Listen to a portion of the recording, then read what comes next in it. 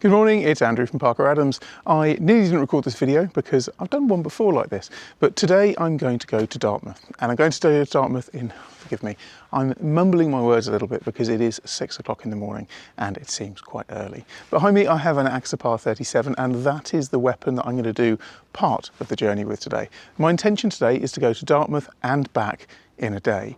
Now I'm delivering, we've just sold this Axopar 37. Everyone who follows the channel will know I absolutely love the Axopars. We've sold 3 of these 37s this year. We sold, I think it's 4 28s.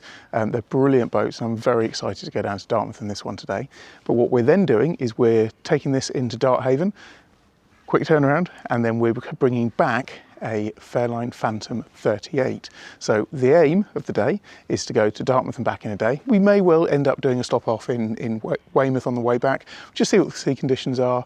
The journey's looking nice. It has blown up slightly more than planned, but the forecast looks like it's going to be 3s and 4s. Of course, typically when you're heading west, it's going to be westerly on the nose on the way there. During the day, it's going to turn slightly and turn with a little bit of east. So of course, it'll be on the nose on the way back as well. But it should be a really good trip. Nick is coming with me today as well. So those of you that have bought or sold boats through Parker Adams will know Nick. Nick is one of our brokers at Parker Adams, and we thought we'll both have the trip down to Dartmouth today. I'll do a little walkthrough tour of the Axopar 37 whilst we're underway. I won't obviously record the whole thing, but we will come in and out on various points of interest. We've done one of these before. I delivered a Hawk 34 down to Dartmouth back in January, I think it was. We've actually just resold that boat again, and I'll be bringing the boat back again from Dartmouth at some point, so I'll give you a retour on that one shortly.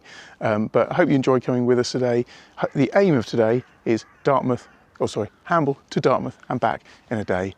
It's 6 o'clock in the morning. Hopefully I'll wake up. Nick will certainly do something. Give me a coffee or slap around the face or something.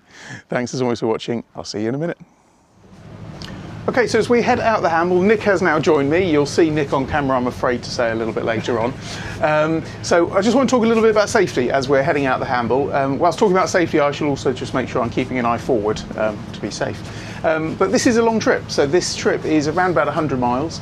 So just a few things to do in order just to make sure that this trip can be done safely. So we fully fueled the boat yesterday. Now this boat takes 700 litres. I'm anticipating using probably around about 350 to 400 litres, but I always like to travel with a nice full tank. Gives you that level of contingency. If the wind blows up and it's really rough out there, then we will use significantly more fuel for this journey. So it's really important to make sure the fuel's topped up. In terms of safety equipment on board, when I do passages like this, I've actually brought my own life raft. So there's a 6-man life raft that's just in the bow area on the boat. We've got, each of us are wearing life jackets. I've got a spare life jacket on board as well. Portable VHF, so fully charged portable VHF down there. We've got flares, made sure they're all in date. And I've also let my wife, in this case, know the plans today. So what time we're leaving, what time we're due to arrive. So if there are any issues and I haven't called in at a certain time, then she could potentially raise the alarm. It sounds alarmist, but part of this trip is, I guess, slightly offshore. Now, to those of you that do a lot of long distance boating, 40 miles across Line Bay isn't particularly offshore, but we're likely to be out of sight of land, and so therefore relying on navigation aids. Whilst talking about navigation, this boat's fitted with twin chart plotters. Just last night I set up all the course, so the course has all been set up electronically, but I also noted all of the trip down as well. So I have a pad of paper which has all of my bearings on it, and that will just mean in the event that we do have some form of electrical problem, I have everything written down. Trusty Reed's Almanac. So last night I went through that, just double checked, because I'd already done it once, double checked all the tidal flows. So we're going through 3 main tidal flow areas, in fact 4, the Needles, and St Albans Head, Anvil Point, and then Portland Bill. And getting the tide wrong with the wrong weather conditions can result in pretty brutal conditions around those areas. However, check the tides today. The plan's leaving at 6 o'clock. The reason for leaving at 6 o'clock is because we'll hit the tidal flow going with us at Portland Bill on the way there. Portland Bill is the main one. That's the one that can get pretty nasty, but there is an inshore passage, so we'll tuck really close to the lighthouse at Portland and then carry on about 41 miles across Line Bay into Dartmouth. In terms of the journey back, again, looking at the tidal times. I want to be underway. So what we're doing, as I mentioned in the intro, we should be cruising at about 20, I would guess 26 to 30 knots on the way down in this, but then on the way back we'll probably be cruising at 22. So it changes your passage planning, and on the way back, ideally I'm looking to leave Dartmouth around about 12:30, because the tide will then be with me going the other way at Portland Bill. So it's pretty well mapped out this day. We shall see what happens. As I say, there is an option, we might do an overnight in Weymouth if it's a long slog in Lyme Bay. The main thing is not getting too tired. It's a long journey, so we'll be covering about 200 nautical miles today. But that's the update really in terms of this. I thought it was a good idea just to talk through the safety side of it. I've done this journey probably 30, 40 times. Being honest, there's a temptation just to jump in the boat and just go. I know the journey very, very well, but it's really important to always plan whatever you're doing, even if it's a short journey, just in case there's any levels of contingency, in case anything goes wrong. So that's it. What we're going to do is get underway now. I'll probably come back midway through the Solent, show what the conditions are like. This obviously won't be a video that will cover everything, but the points that I think are interesting, and maybe even some dolphins, I will come back to you and show you. So stay tuned, we'll see where we go. Okay, so as promised, doing a check-in. So we're, to give you an idea, we're now going down the Solent. We're doing 30 knots. We were doing 32. It's chopped up just a tiny bit, so what I've done is I've brought the nose down slightly, so I've trimmed the bow down, just to cut through the water, particularly Axopars love that, you know, bring the bow down, make it feel longer, chops through. It always takes a little couple of knots off, but the ride is much more comfortable. So we're doing 30 knots at the moment, engines at 4,000 RPM. But look at the sunrise, how lovely is that? I have to say, getting up early in the morning is not my favourite thing to do, but what you miss out on if you're staying in bed is that. It's pretty special. So yeah, as expected, it's a little bit of chop here, but it shouldn't be too bad. I'm expecting it to get a little bit livelier into Poole Bay, and then we'll see what the rest brings us. One thing I didn't mention about planning is that the shipping forecast that I listened to last night did say that the visibility this morning could be very poor in fog patches. So keeping an eye out on fog patches. One thing I tested before I left was the radar. So important in fog. So everything, to be fair, looks clear. When I left, I wondered if there was a big fog patch over there, but I think actually it might be some rain instead. It's sometimes hard to tell, but we'll keep heading west. We're now, what are we? We're just off Newtown Creek at the moment, so just off Newtown Creek. People said on the last trip, what was the fuel burn like and what did the Sunseeker Hawk 34 use? Interestingly enough, I'm expecting this to be pretty similar. It will probably use a little bit more fuel, but I would say it'll be within, it's cost-wise, probably within £100 or so to the Hawk 34. But it'll be interesting to note what that did. So heading down the Solent now. So far we've used about 13 litres on each engine. We've got to Newtown Creek so far. Okay, so checking in, it's about 35-40 minutes after we left. We are off the Needles. Have a quick turnaround. That is the iconic views of the Needles. Also interesting to note, just look behind you. Hopefully it'll come across on camera. You've got Allen Bay, which has the most beautiful coloured sands. And you can see it really shines up there at the moment. And then we're looking forward across into Poole Bay. You've got a little bit of overfalls just ahead, which you sometimes get as you exit the Needles channel. And then over in the far side, you'll probably just about see it lit up. The sun is all over Old Harry Rocks. So that is more or less the direction we're going. We're heading down here, avoiding the Shingles Bank, which is off the Needles. And then once we get out here, relatively close to the Needles Fairway Buoy, we'll swing across and start heading towards the heads. I always like this next section. I love the Solent, but I spend a lot of time in the Solent. But this next section, where the Dorset coast starts to get really, really interesting, hugging underneath the rocks and the cliffs, and because it's so different from my normal day-to-day boating, it's fantastic. So you look forward, you'll see here, this is a tidal race. So totally flat water as we stand here at the moment. And I'm now going to ease off the throttle because any second now we're going into the race. And so this is the Needles tidal race. And there it is, totally different conditions now after only a couple of minutes, a couple of seconds rather. So I'm now, my speed now, want to make sure I keep the boat nice and safe. The speed now down to just 17, 18 knots. This won't last long, but this is just a great example of where you need to be very cautious, keeping an eye on where the races will be. and I'm now, yeah, just going to sit here, 17, 18 knots, go through this, but you can already see that it finishes in probably about half a mile. Different days, different tidal conditions, the race is in different places. When I was looking at the Portland Bill track earlier on today, it actually shows you on the almanac where the races will be. So if the tide is slightly against us, if we end up leaving Dartmouth slightly later, then there will be a tidal race just to the west of Portland Bill. If we'd got there a little bit earlier, the race would be just to the east. So it's interesting how the race moves according to the different tidal flows. But already you can see the white water is gone here. There's a few little white caps, but most of that's gone. Still rough over there because it moves around, but right thing to do, bring the speed down to 18, 19 knots, keep the boat nice and safe, and not bashing around too much. So it looks like another half a mile or so and we can start to open it up again. It's quite nice to show you live there what a tidal race looks like off the Needles. Okay, so heading towards the Jurassic coast. It has got choppier, but we're still maintaining 26, 27 knots. This Axopar is doing a great job. It's just chopping through it. A little bit of spray coming onto the screen, but nothing too major. If you look ahead of us, so this is Anvil Point, which is the first point ahead of us. And then this is Swanage, just on the right-hand side, and then Old Harry Rocks, nicely lit up with the sunshine here. What is interesting is there is quite a lot of fog around.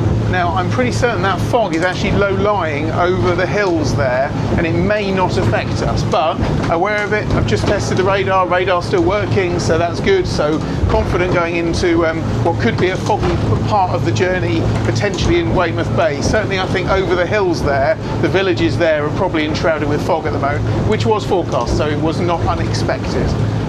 But in terms of the boat is handling very, very nicely. Give you guys an update on fuel consumption, etc. So we've now done 45 litres of fuel per engine, so about 90 litres, and we're now, as you can see, well, we're through Poole Bay, we're pretty much parallel to Old Harry Rocks. At the moment, if we maintain this speed, we've got 66 nautical miles to go, 2 hours and 25 minutes. One of the things I really love about passages like this is it's incredibly accurate, because unlike when you drive to Manchester, you never know what the traffic's going to be like, how long are you going to be at traffic lights, roundabouts. As long as the sea state stays the same as this and our speed remains the same, we know exactly to the minute when we're arriving, which is pretty cool. So if you have a look forward again, you see the distance we've covered just since we've been on the phone at 27 knots. Anvil Point now nicely into view. And in fact, I think, famous last words, I think we're going to miss that fog bank. You can see St Albans Head, which is just behind it, is actually pretty clear. So I think that fog is more inland, but we keep an eye on it and adjust our passage or the way that we're driving and the boat's going accordingly.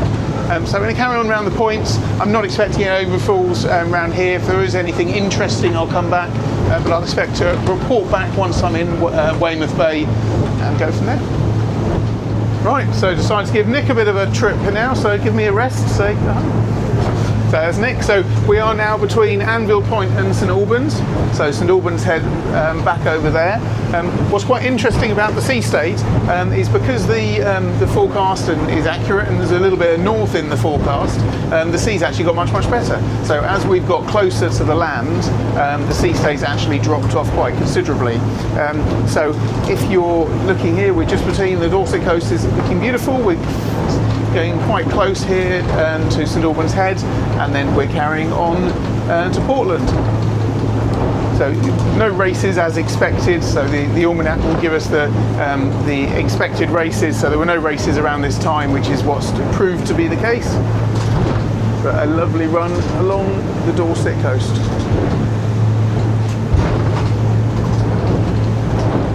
Okay, so we have now done Weymouth Bay. Just ahead of me, you will see us approaching Portland Bill. Sea conditions have been great, so we accelerated up to about 31, 32 knots, tides with us as we came across Weymouth Bay. Fuel consumption is interesting, so we're sitting at about 0.3233 nautical miles per litre. And just as we're heading towards Portland, the conditions, as expected as usual, have chopped up as we head towards Portland Bill. So we've just eased the speed back to 23, 24 knots, which is now really nice and comfortable. So that's it. So this is Portland Bill just up there on the bow, so a nice iconic lighthouse. And on Portland Bill you can head for what we call the inshore passage, so as you can see we're just coming around now. We're going to be heading really quite close to the shore. At Portland you really can be almost hugging the shore, but we'll stay probably a couple of 100 metres out. Now on some really rough days you can look to your left and you can see some quite mountainous waves over there where the race really pulls in, but you can see here it's nice, there's probably about a metre or so waves. The Axopar's pushing through it really nicely at this sort of speed. We've trimmed the bow down ever so slightly, which just gives a nice smooth ride, and here's Skipper Nick doing a very good job here. But it always has a nice feeling around Portland Bill. So we set off just after 6 in the end, and it's now just after 8, so 2 hours to Portland Bill, which is pretty much exactly what I hoped we would do. Time to arrival at this speed, 2 hours into Dartmouth, but we are over halfway now. So Portland Bill, if you come from Hamble, the next bit across now is around about 40 miles, and we've about 42 miles, and we've done somewhere around about 50 odd miles so far. So over the halfway point. Been a really good trip so far, a few varied conditions, and here we are just rounding Portland. There's one other solitary sailor with us, so there's one just going around the bill as well with us. In fact, it looks like it's even flattening off a little bit as we get closer to the bill here.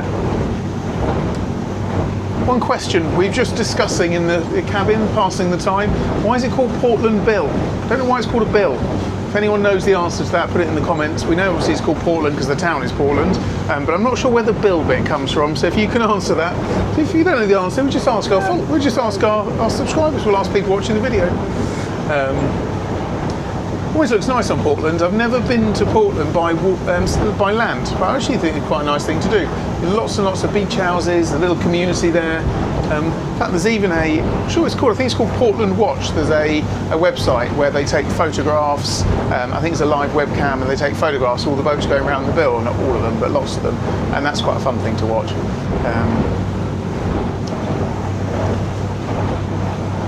So we're just alongside this other sailing boat now. You can see you really can get nice and close to the bill. As I mentioned, is flattening out. That goes back to that point of where those races move, and they're in different places, and the almanac says where those races are. So on this occasion the races have been just to the east of Portland, but the tide is still with us, so there's really not very much to say there. Fog-wise, I thought there might be some fog, but there hasn't been. You can see there's some low cloud and perhaps a little bit of fog. It looked like it was hanging over Portland as we approached. It looked a bit like Tabletop Mountain. Maybe I'm exaggerating a little, but it had this layer of fog and a cloud base just above it. But just going around the bill now. Sailing boat nice and close hauled there. And then there's another sailing boat ahead of us. But that's pretty much it. So we will set course now for Dartmouth. If we see pods of dolphins or anything, or if I think there's any things to update you, I'll come back to you. We're hoping to see a few dolphins throughout the trip, but at this current speed, 22 knots, we're down 2 hours, but once we've got past the bill, we'll open it back up to hopefully around about 30, and I would expect to be going into Dartmouth at around about 9:30, but we'll see where we go. So I thought I'd talk just a little bit. We're in Line Bay now. We are, about 5-6 miles in. Sea conditions are nice. They're lumpy, but quite a nice, decent sized swell on here. What I thought I'd just talk about is helm position on the Axopar 37. It's really interesting. I've been sat down now for, coming on for 3.5 hours? No, 2.5 hours. 2.5 hours, I exaggerate.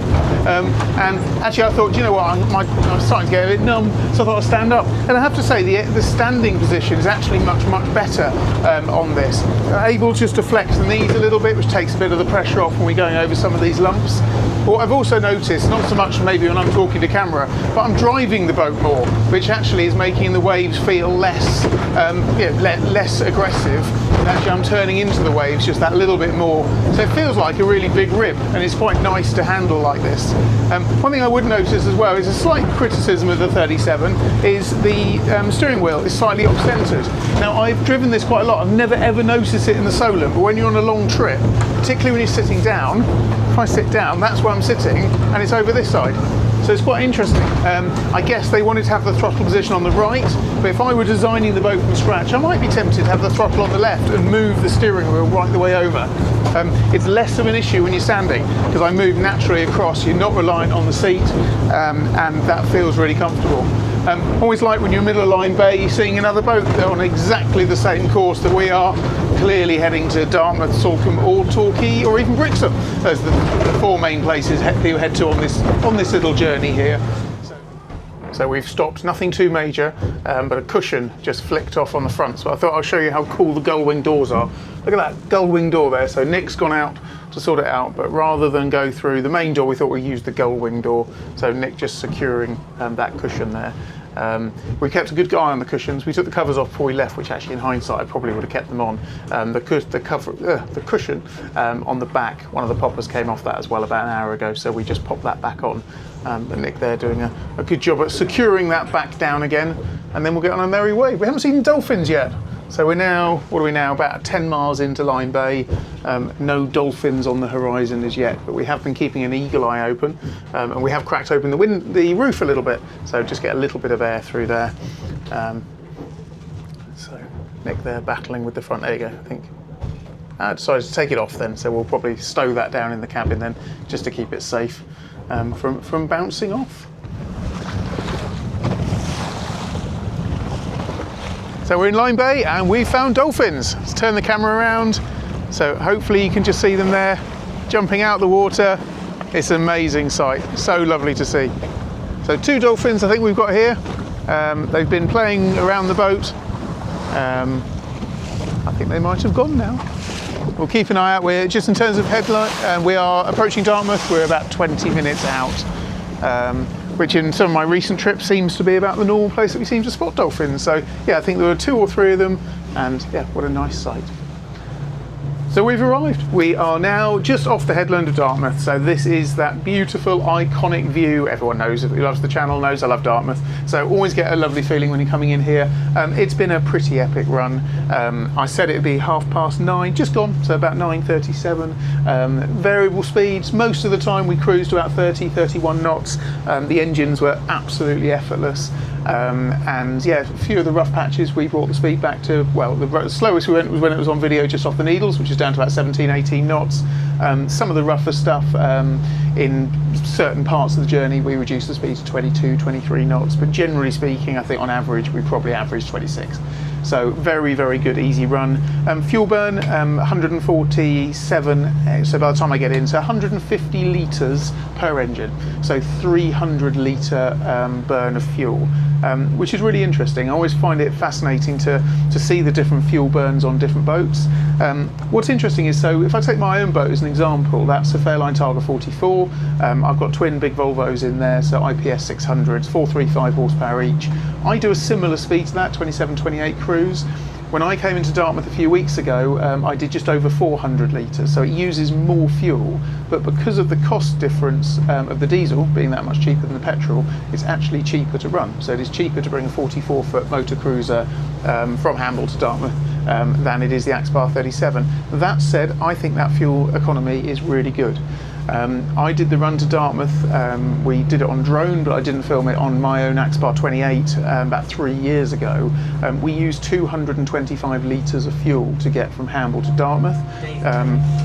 And I've just used on that journey there 300 litres on an Axopar 37 with double the horsepower. So actually I think that's pretty good. A lot of people would have an impression that the 37 uses something like double the amount of fuel with twin engines, bigger boat, but actually it's not. Percentage wise, what's that, 20-30% more? Very, very impressive. So that's it. So that's stage 1 of the day done. We're going to go into Darthaven now, moor up, meet the new owners of this boat, and then we're going to go down the river. We've got a Fairline Targa 44, ironically, to take on, which is in Nos. We're going to do that. We're going to pop into Dartmouth to have a quick wander around. Then we're going to head back on the Phantom 38, which is then going to be for sale on our sales area outside our office at the Hamble. So we won't stop the video now because I want to do the whole day, but this is part 1 of the video done. This has been the trip to Dartmouth. Brilliant experience, and we saw dolphins. And as if by magic, I have changed boats. So handover is now all complete on the Axopar 37, and we're now on a boat called OP. This is a Phantom 38, Fairline Phantom 38. Lovely upgraded navigation, a really nice boat. Looking forward to a run back in something completely different. So Nick is here, still ably assisting, and of course the beautiful views of Dartmouth. So just a quick view round. So we've just left Darthaven Marina, and I'm now heading up to Nos. So Nos is where we're taking on another boat, another Fairline, a Targa 44, having a look at that, taking some photographs of her, and then we will head our way back across Lyme Bay. But this boat looks nice. It's a nice boat. It's in nice, I'd say it's good original condition, but upgraded in some really nice areas. So full navigation system has all been upgraded, brand new Doppler radar, brand new Axiom Pro plotters as well. And she feels really nice. Only manoeuvred her at about 6 knots at the moment, but very responsive, bow thrust is powerful, and the boat feels very nice. So we'll keep you updated, and I will come back as we are heading out of Dartmouth a little later. Okay, so that really was a whistle-stop tour of the River Dart. So we went up to Nos, took on and photographed a Targa 44, very, very nice boat, and we are now heading out. So we've left Dartmouth. We were quite tight on time, so I was going to have a little wander around the shops, but I didn't get a chance to do that today, but I should be back soon enough. So we just head out from the headland. The weather's got much better actually. It was quite murky on the way over here the first thing this morning, but now it has cleared. It is a beautifully warm day. So this boat's powered by twin Volvo Penta TAMD 63Ps, so 370 horsepower each, which is a good powerful engine option on this Phantom 38. 2001 boat, and yeah, I would expect my cruising speed now to be around about 22, 23 knots. The owner says flat out with a clean bottom she's about 27, 28. Hasn't been out of the water for a while, so there could be a bit of weed, so we'll see how we get on. But there's no buses to catch. We're just going to make a nice way eastwards towards Portland, and then we'll make a judgment call when we get to Portland, how everything's going, whether we decide to nip into Weymouth for an overnight or carry on all the way back to the Hamble. So yeah, I suspect, well I hope, I'll see you again shortly for some more dolphin action. That's my plan. Hopefully we'll spot some dolphins. See you shortly. Right, so we are approaching halfway across Lyme Bay. Not much to report. We have seen dolphins, but they're from a distance, so we decided not to stop and show you them. But about halfway across, boat is fairly weedy, so we're going perhaps a little slower than I thought we might do. Speed currently 19.8, 19.9 knots. Rev-wise sitting at 2.2, which is a nice comfortable speed for the 63Ps. With a clean bottom, I think these sort of revs would probably be closer to 23, 24 knots. But she's sitting in a groove, she's very comfortable. I've trimmed the bow down, which is interesting on a boat when you're going a little bit slower. What that tends to do is lift the back up a little bit better. So it kind of goes against what you might think. So typically you think when you put tabs down you might end up going slower, but actually on this it gained 1.5 knots by putting the tabs down. It just helps lift the boat up that little bit more. Temperatures are really static, so temperatures, we've been keeping an eye on them downstairs, sitting at around 81, 82 degrees. This boat did have all the coolers cleaned out fairly recently, so that always helps. It's a nice thing to do to these engines. Coming up on the plane, the turbos whistled, they came up really nicely. So for everything I can see, it's performing very, very well. We've spent a bit of time on the autopilot, quite like to manually handle as well. But everything's working well, enjoying using the new nav, very fast and intuitive plotters. And yeah, the journey is going well. So what are we doing? So yeah, 23 miles to Portland Bill. Can't quite see it yet, but it'll start to come up now. Visibility very good. If you have a look around, we won't lose sight of the land today, so it will be a nice journey, keeping an eye on everything around. The boat does have AIS, so I've checked. We both got that as a transmit and receive, so I've been able to see some of the other boats that are around as well. But everything is going well from the middle of Lyme Bay. So we are now very, very close to Portland Bill. Let's have a little look forward. It's quite interesting, the sea has got noticeably more swelly. Is that such a word? So I reckon we've probably got a metre and a half swell now. But I have to say, it really is a testament to these classic Fairline hulls. I have not touched the throttle since we left Dartmouth. 2,200 revs. Pushes through this like an absolute monster. So it's not a big sea, but it's a chunky sea. You can see if you look forward now, if we see when the bow goes down, you know, she's pushing through the waves here. But it is interesting the different driving styles between something, quite a dynamic boat like the Axopar 37 that we brought down here, and then going back in this, the Axopar 37, we played with the throttles a little bit. Again, it wasn't massively rough, but enough to change between 21, 22 knots up to sort of 32 knots is the most we pushed it today. This throttle set, 19 knots, kind of feels like you'd go through anything. So we've managed to get to the bill just as I hoped we would do, so the tidal flow is still with us, so we'll have the tide pushing with us, so the waves as we go around the bill will all be with us, as will the wind. And yeah, it's just a very nice run. I think we've conferred with crew Nick, and we're going to continue probably back to Hamble. So we were thinking of maybe going into Weymouth, but I think actually we're just going to continue and do the trip. So we're not quite halfway. I think the halfway point is just after Portland Bill. So we'll keep going back. What I'll probably do is come back in and say hello again when we are trolling along the Dorset coast. But Portland Bill ahead, as you can see, nothing too major in the waves ahead, but they've certainly got bigger, but just pushing through it very, very nicely. These engines really do feel like they're in a nice groove.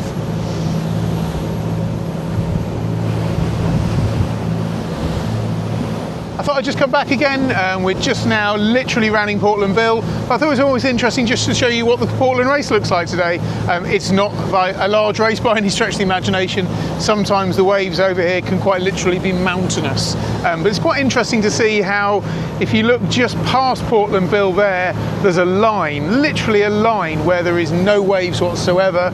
A bit like earlier on, what feels like a different day, but it was today, off the Needles, you suddenly go into the race. And it's the same here. Now it's a following sea with us at the moment. The wind and the tide are with us, so we're just going to push through. But you can see it's getting a little bit rougher now. The waves are getting a little bit closer together. There's a sailing boat in front of us just pushing through. One thing to really keep a good lookout here that always does cross my mind when I'm at this point is lobster pots. So when the race is running, it can be really hard to see them because the lobster pots can be pulled underneath the surface of the water, and it always makes me nervous because if they do go around a prop, you're pretty close to land. If you look here, I can make out the colours of people's t-shirt over there who are off Portland Bill for the day. So it always makes me nervous, so take a really, really good care when looking out for lobster pots around here. Whee, that's a fun one. So it feels a bit like a lifeboat going down there. But so the handling of this princess, I keep calling it princess, the handling of this Phantom 38 is brilliant. Some big waves here now, look at these, skiing down, pushing through just beautifully, and it feels effortless, it really does. The swell here, 1.5 meters, maybe 2 meters on some of them, but just pushing through really, really nicely. And you can see the line here where it pretty much stops. You've got 3 or 4 waves ahead of us now. Just to go around this sailing boat, give them a bit of space. There's a big wave coming up here, up the top, down the other side. This will be a bit of a lifeboat moment. There we go. And out the other side. And that's pretty much it. You can see the waves now getting a little bit longer. So it's quite interesting. It was the Portland race today. Now it'll continue for a little bit out here, but you can see where they talk about an inshore passage, because if you go even closer to there, I mean, we're currently in, got 10 metres of water here. It stays pretty much 10 metres right the way to the shoreline there. You can see lobster pots only probably 2 or 3 metres off the beach there. So it shelves right down really closely. But it's been a nice rolly swell here for the Portland race. Got a few more lifeboaty ones here as we go down. But really these engines performing beautifully. As I mentioned, 2,200 RPM, and it has not missed a beat all the way across Line Bay. So we'll carry on now, heading into Weymouth Bay. More headlands ahead. If there's races and interesting things, I'll come back and give you a view. Right, Weymouth Bay now done. So we are just approaching St Albans Head. That's St Albans Head up there. You can see there's a Coast Guard station up on the top. I was just talking to Nick, just on the left-hand side. I've never ever been in there, but I must go in there one day.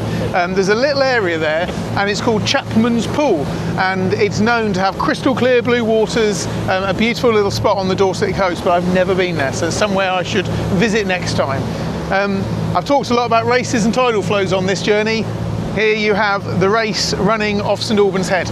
So you can see we're just going into it now. Quite a lot of white water ahead of me. I'm not anticipating it to be particularly dramatic, but you can see all this flow here. Interesting, you can see the line where it stops, and you can see where that sailing boat just off there on the starboard side, he's just on the edge of it there as well. So I could have avoided it, I could have gone out a little bit further, but actually, as you can see, it's more what I would describe as poppily sea here. It's certainly no more than a metre high, and it looks like it's just quite poppily rather than any big rollers on here. So we're just going into it now. Here we go, and that's now into the race in St Albans. The tide is now slightly against us, but it's running. Yeah, it's running nicely. So look at that. So just being pushed around a little bit. Speed-wise, down to 15 knots. You can see tide quite heavily pushing against us. Normally with no tide I'm doing about 20 at the moment, but down to 15. These are perfect conditions now if you look forward, where you'd see, or rather not see, lobster pots. Could be really hard right now. So really keeping a good eye down here, pushing through these waves. Very, very short, sharp chop here, which is quite interesting. So there's a big one here, pushing down into it. But you can see how assured and safe this hull is. It just, here's a good one, pushing straight through there, bosh. But completely bone dry. So handling this utterly beautifully. Well, the centre of my wheel just fell off. Would make it sound like it's been dramatic here. It hasn't actually. I'll push that back on. Also one here, there we go. There's a good one. And then you can see just the line coming up. I reckon we've got about another 10 waves to go. Just come back round onto course. Couple of big ones here. You can see the last couple on the end here actually are fairly large waves, so this will be quite fun. So I'm going to pick my way through and go through slightly to port. So I'm going to slide around the side here. Didn't want to take those straight on. Back at the side here, and we are now out. There you go. I said I'd do it, bring you anything gets a bit lively.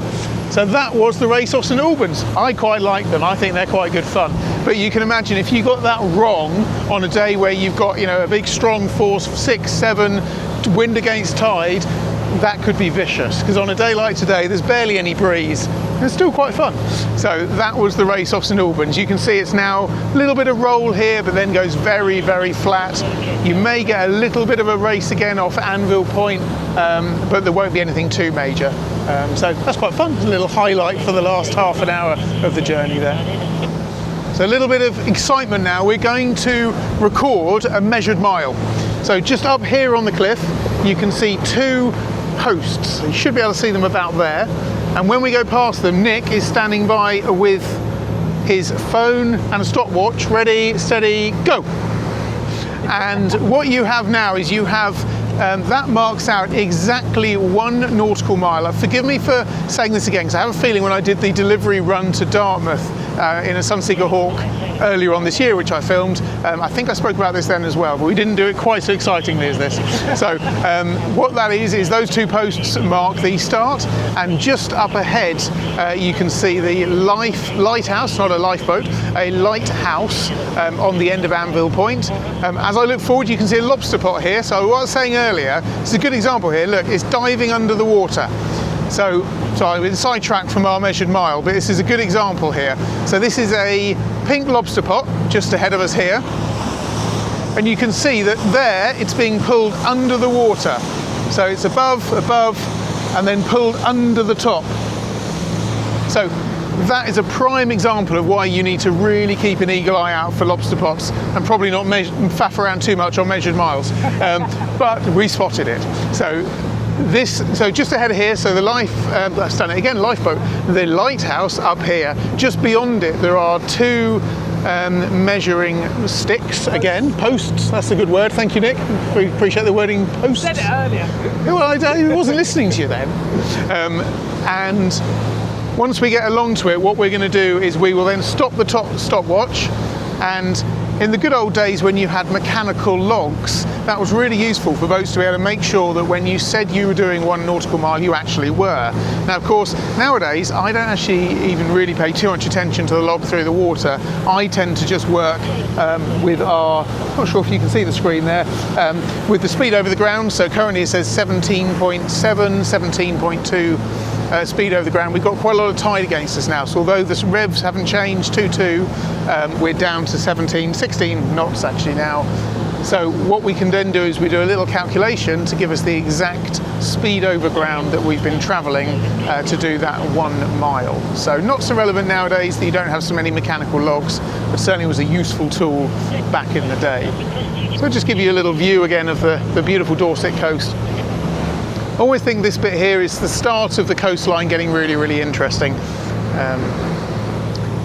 A couple of sailing boats here, there's an old westerly there. I think it's the Bavaria going through the St Albans Head. Tiny, we talked about races, little bit of Popperley race just ahead of us here, but St Albans tends to have a slightly worse race than Anvil Point. But you can see the Needles ahead of us, so I'm going straight to the Needles Fairway Buoy across Poole Bay on the way there. Let's have a look behind. A view down there as well. Lots of caves down here, smugglers zones down here, back in the days of smuggling and moonshine. I didn't realise this was a history lesson. Oh yes, this is a nautical history lesson, this is. So here it is, we're getting close now, so this last one, I've got a timer on the camera actually, I could have told you this has been about 3 minutes 40 seconds, give or take. But we're going to go exact now, so here we go, measured mile coming up.